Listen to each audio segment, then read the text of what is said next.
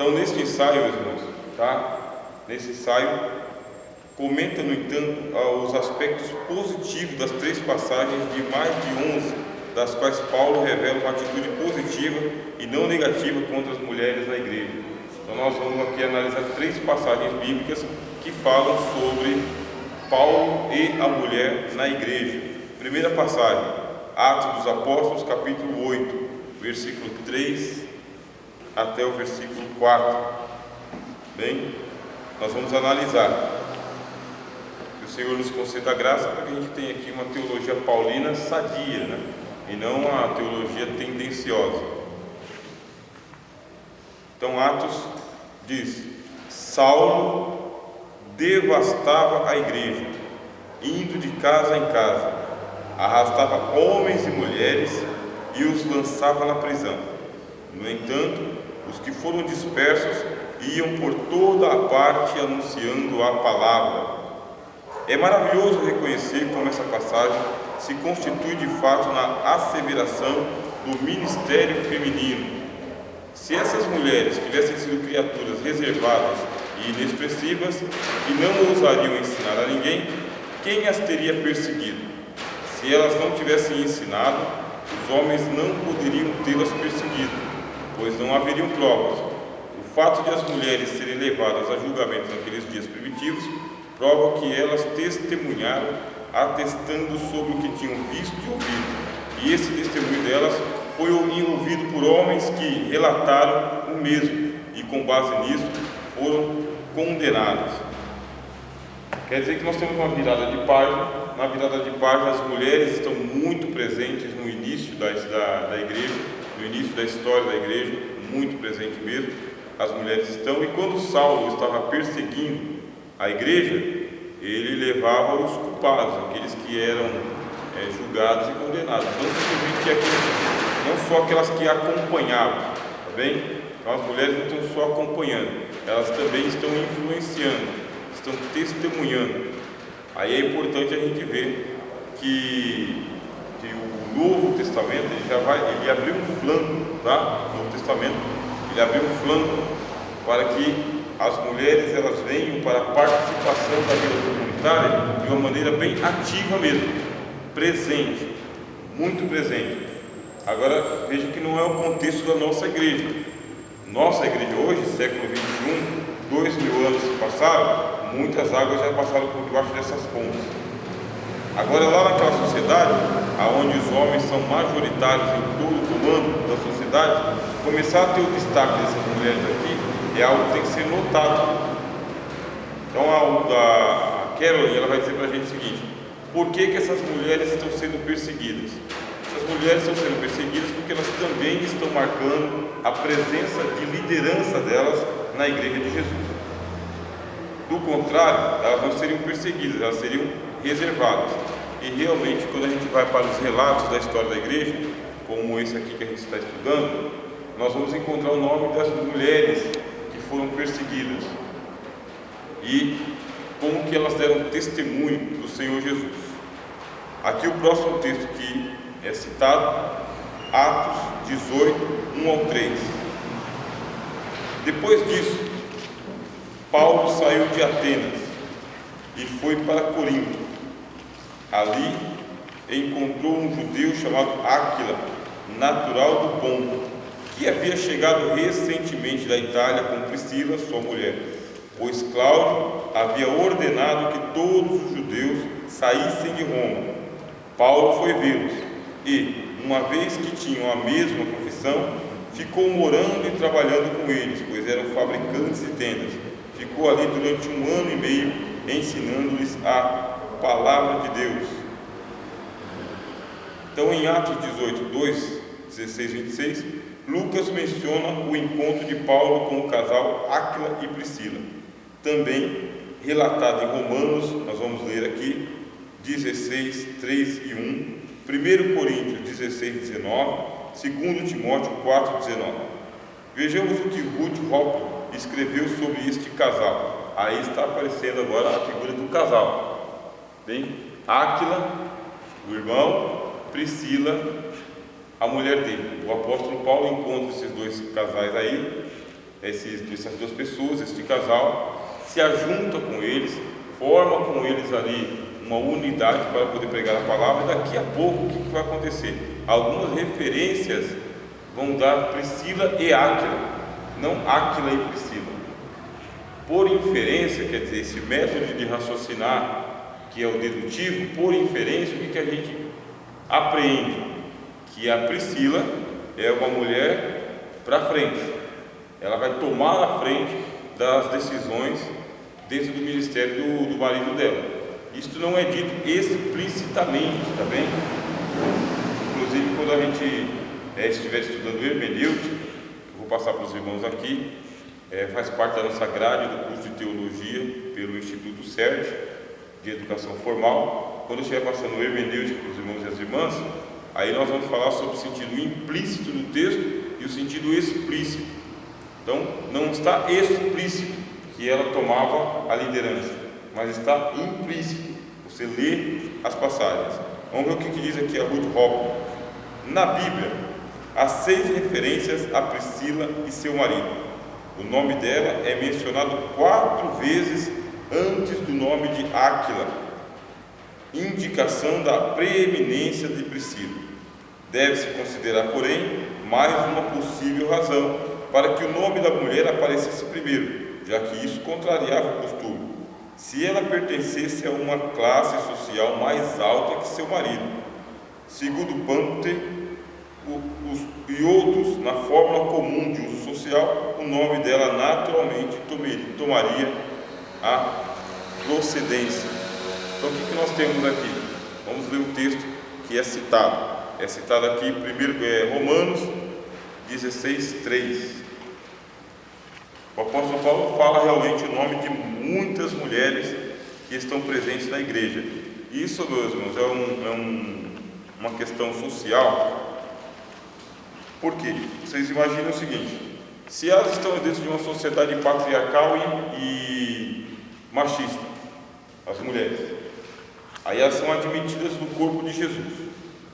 Aí o Espírito Santo, na hora de derramar o dom dele, ele não está olhando se é mulher ou se é homem, porque se fosse assim, Paulo teria descrito, quando ele estava escrevendo 1 Coríntios capítulo 12, olha, esse aqui são os dons femininos e esse aqui são os dons masculinos, esse aqui é para os homens trabalhar, esse aqui é para as mulheres trabalhar.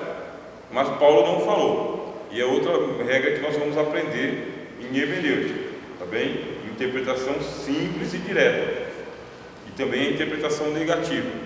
Interpretação negativa é aquilo que a Bíblia proíbe. Simples e direto é o texto do jeito que ele está ali. Quando Paulo explica os dons de Corinto, ele não fala que é para homem ou mulher, ele só fala que é dom. Dom. A cada um é dado conforme for útil para o ministério, para o desenvolvimento do ministério.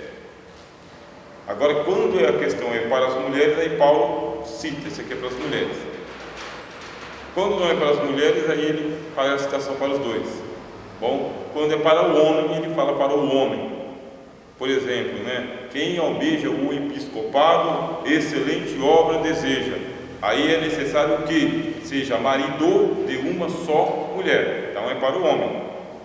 Não tem o que se discutir. Episcopado, é para o homem. Naquela carta lá, na situação que ele escreve para Timóteo. Então a gente vai aprender isso aí em hermenêutica, também é interpretar a Bíblia sem forçar a estrutura dos textos, bom, para a gente não criar teologia, não inventar teologia. Então o que acontece? Aqui o apóstolo Paulo está falando uma questão social, uma sociedade onde existem homens e mulheres, aí está havendo uma abertura para as mulheres. E quem está fazendo a abertura? O Espírito Santo. Como que ele faz isso? O mesmo dom que ele dá para o homem, ele dá para a mulher. Agora, ele dá o mesmo dom para os dois e cada um vai desenvolver o seu talento conforme a sua capacidade. Parábola dos talentos, deu a cada um conforme a sua capacidade. Não é nada fora do seu esquema, é dentro daquilo que você é capaz. Quer dizer que as mulheres são capazes, os homens são capazes. Agora, se desenvolve ou se não desenvolve, a parábola dos talentos diz que não, pode ser que enterra, pode ser que não desenvolve, tanto o homem quanto mulher. Aqui no caso, Priscila e Áquila recebem. Quando recebem, o que faz a Priscila? Começa a evidenciar. vai com arrojo pondo isso adiante, importantíssimo. Daqui a pouco o nome dela vem para o primeiro lugar. Por qual razão? Porque ela assumiu a iniciativa das obras do Senhor no casamento. Então ela assumiu. Aí ganha mais destaque, não tenha dúvida. Se a pessoa está assumindo os talentos de Deus e começa a utilizar, vai ganhar destaque. É impossível, disse o Senhor Jesus. Ninguém edifica uma cidade sobre um monte, e ninguém consegue esconder uma cidade edificada sobre um monte. Ninguém acende lâmpadas para colocar debaixo da cama. A lâmpada é acesa para colocar no alto e assim iluminar todos que estão na casa. O Espírito Santo deu o dom para homens e mulheres. Esse aqui não está utilizando, essa aqui está utilizando, quer dizer então que a luz vai brilhar. Vai brilhar. O Senhor Jesus, ele não está fazendo aqui sexismo com ninguém. Então vamos ver o que diz aqui Romanos 16, 3. Saudai a Priscila e a Áquila, meus cooperadores em Cristo Jesus. Eles estão aonde? Estão em Roma. Quer dizer que é uma mulher de destaque na igreja de Roma. E não é a primeira vez. Quer dizer que qual é o impedimento para que uma mulher assuma posições de liderança, de comando, de coordenação no Evangelho? Qual que é o impedimento? É a própria mulher. A própria mulher, a sujeição da própria mulher, também a falta de compreensão do tema e, logicamente, a submissão exacerbada aos homens, né? Muita submissão. Porque, na verdade, tem mulheres por aí que elas falam o seguinte: eu não vou esperar mais o pastor ficar me vendo, não. Não está me vendo? Não está me vendo, aí ela pega, desocupa a garagem dela lá, pinta, põe cortina, escreve Jesus está voltando, abre as portas e começa a orar lá. A missionária de Jesus. Quem ungiu? Eu mesmo. Aceitei o chamado. Ah, mas cadê as almas? Aí ela começa a vir as almas.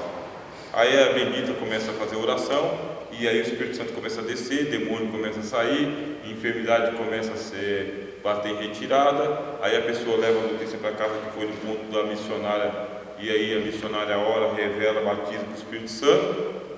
Daqui a pouco o marido fala: mulher, você transformou a minha garagem numa igreja, então ó, você vai vir? Não, mas é que o pastor não deixa eu lá, porque senão eu vou perder a minha credencial de presbítero. Aí fica a mulher fazendo missão e o irmão lá fazendo presbiteragem na igreja. Dividiu o casal. Como fazer? Como fazer? Será que ela agiu certo, abrindo a garagem dela lá do ponto missionário? Ou ela deveria ter permanecido na igreja onde o esposo é presbítero e ela é a esposa do presbítero? Como que faz? Divididos na igreja e divididos em casa agora. Como faz? E o que eu estou falando aqui é fato verídico, tá bem? Acontece aos montes, aos montes. Aí por um lado é abençoado no ministério, por outro lado perde-se o casamento. Então, o que vai fazer? Volta, ou o marido vem para acompanhar a Priscila, ou a Priscila abre mão do chamado dela para ficar com Áquila. Aí a Priscila fica inexpressiva no ministério onde só os homens pregam, oram, cantam e tem credencial. A Priscila fica inexpressiva e o irmão também não desenvolve muita coisa, porque já chegou no presbitério, para ele tá bom, né? Paga o dízimo dele, participa da Santa Ceia, quando o pastor manda ele vai fazer umas visitas, quando dá ele vai no evangelismo, quando não dá não vai. Então, e aí? Fica os dois empatados ali. Qual que é o ideal dos mundos? É os dois sentarem, conversarem e falarem: ó, não dá para nós, você tem um ministério, o meu ministério não é igual ao seu, então vamos juntar o seu e o meu, aí vamos abrir o nosso trabalho e vamos pegar a nossa garagem e vamos fazer uma igreja para o Senhor Jesus. E aí eu vou atuar como presbítero, a senhora atua como missionária, e eu vou tomando conta aqui da parte presbiteral e a senhora da parte missionária. Os dois juntos abençoando a causa do Senhor. Mas existe muito status eclesiástico, né? Muita tradição, e a pessoa não abre mão. Ou então ela vai falar: tá bom, meu marido, eu vou esperar o senhor aí morrer, quando o senhor morrer eu abro meu ponto de pregação, né? Vai ser mais ou menos assim. porque a igreja não vai mudar, tá? Vai ter que esperar o irmão morrer, ela ficar viúva para ela abrir o plano de pregação dela. Ah não, a senhora vai ter um ministério aqui dentro da igreja, sob supervisão de nós, que mandamos. Pode ser também, Deus é bom, né? Pode ser, mas tem mulheres que falam, está demorando demais, e aí as almas estão morrendo, enquanto o ministério não desenvolve. Então tem que entrar num acordo. Segundo texto que quero cito aqui é 1 Coríntios 16, 19. Eu acho que são muitos textos dentro de uma Bíblia só para uma só mulher, né? Por quê? Ela tem relevância no ministério de Paulo. Quantas mulheres entraram no ministério de Paulo que a gente não sabe nem o nome? É porque passou por aqui. Mas a mãe de Timóteo, a avó, por exemplo, não passou por aqui, influenciou, tá bem? Influenciou, e na hora que o apóstolo Paulo está escrevendo para Timóteo, cita o nome delas como exemplo do que elas têm que fazer. Fala do testemunho. Então, 1 Coríntios 16, 19. As igrejas da Ásia vos saúdam. É muita igreja, hein? Muita igreja. Saúdam-vos afetuosamente no Senhor Áquila e Prisca, com a igreja que está em sua casa. O que acontece com Áquila e Priscila, ou Prisca, né? Um nome mais contraído, um pouco mais carinhoso, né? De maior intimidade. Como você vai chegar assim e falar, ô Prisca? O nome dela é Priscila, ele chama de Prisca, né? Então, o que está acontecendo? Tem uma igreja na casa dos dois. Eles formam um casal, e esse casal tem uma igreja na casa deles, e eles mandam uma saudação das igrejas da Ásia. São conhecidos nas igrejas da Ásia. Andam em unidade, andam como um casal, trabalham no Senhor. Aqui o nome dele vem antes do nome dela. Quer dizer que não tem rivalidade, isso aqui é importante. Ah, eu que sou a missionária da casa, eu que sou a pastora da casa, eu que sou... Como assim? Não é casal? Então o nome que vem primeiro, isso aqui não é dupla sertaneja para saber quem que vai ser mais famoso, né? Vitor e Léo ou Léo e Vitor? Não, cara, vai para lá, o meu cachê é maior. Isso não existe no corpo de Cristo. Os dons foram dados ao casal, mas não como casal. Cada um recebeu o seu dom no Senhor. Havendo recebido o seu dom no Senhor, vai utilizar na hora que for necessário, naquele momento. Então eu vejo assim algo muito exemplar na nossa comunidade, tá bem? A maneira como o pastor João e a pastora Maria se apresentam diante da igreja, cada um em seu devido momento, cada um com seu devido trabalho, mas a gente percebe uma unidade, não preeminência de um sobre o outro. E eu estou observando isso aqui nos diversos casais que existem aqui na igreja, de pastor e pastora. Quer dizer que nesse momento a gente não está olhando para o homem e para a mulher, estamos olhando para aqueles que pastoreiam o rebanho do Senhor. Acontece aqui com eles também. Então, lá no primeiro texto que nós lemos, ela vem em primeiro lugar. Daí está em Roma e Priscila está tomando conta. Agora, as igrejas da Ásia, muitas igrejas, que os dois estão sendo reconhecidos por muitas igrejas. E quem vem primeiro?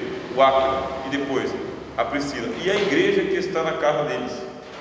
A igreja está dentro de casa. Inclusive, meus irmãos, um dado histórico também para os irmãos, quando a gente voltar aqui para estudar a história da igreja, um dado histórico é que as primeiras igrejas, todas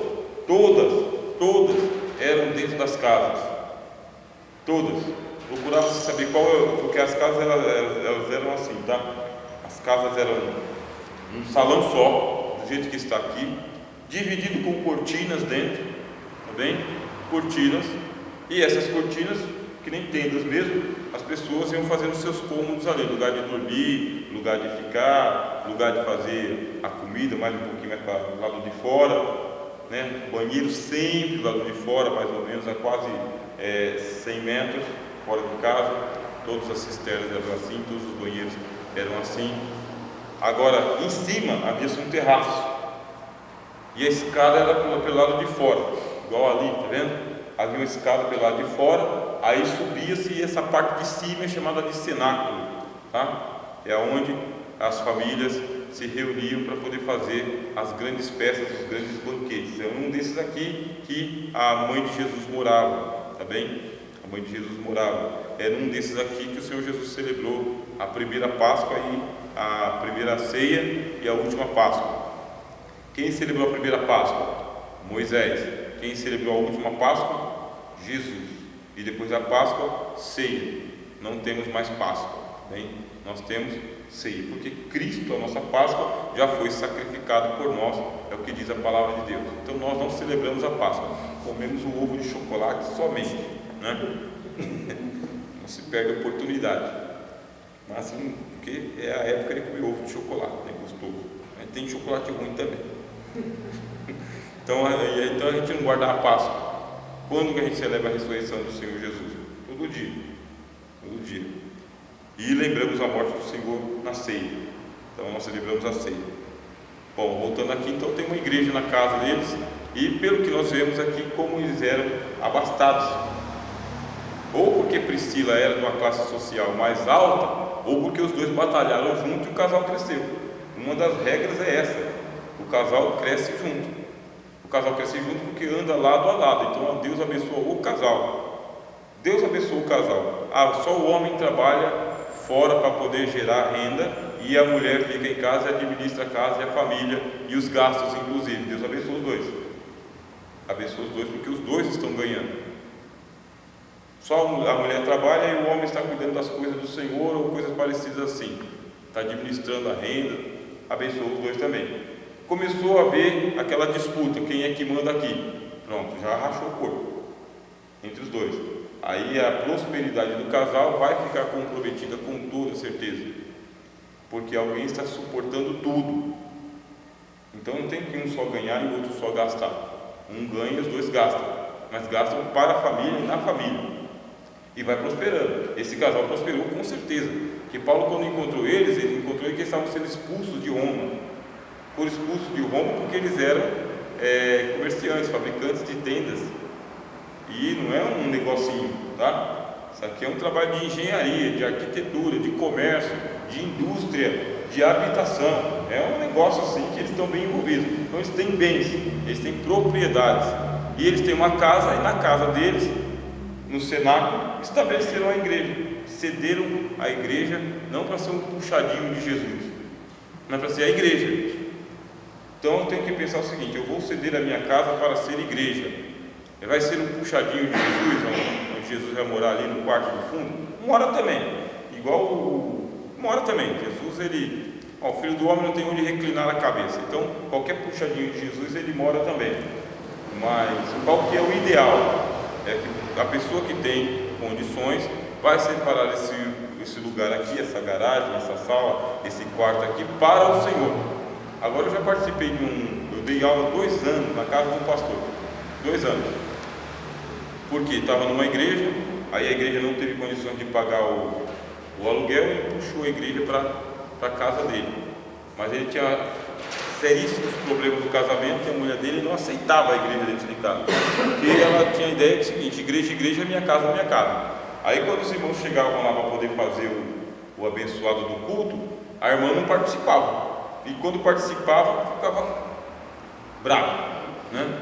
Ela queria disfarçar, mas não tem jeito de disfarçar. Aí eu vou perguntar, vou fazer aqui a minha pausa, vou perguntar: e aí, essa irmã está certa ou está errada? Eu tenho que pegar a igreja e acoplar na minha casa, e aí eu tenho que fazer da minha casa uma igreja, um puxadinho e tal, e colocar minha família meio desconfortável, ou não? Ela está certa ou não está certa? Aí qual foi o problema? Teve acordo entre ele e ela, porque ela não queria, ele queria. A igreja não tinha para onde ir, ele colocou dentro de casa. Quando tinha culto lá, ela não queria participar. Passados os tempos, o casal se separou mesmo, tá? Separou porque ela não queria participar do ministério dele, não queria, tá? Não queria. Eu acho que é um fórum apropriado para a gente falar sobre isso aí: mulheres e o ministério do marido e o ministério das mulheres. Dá uma pausa, por gentileza.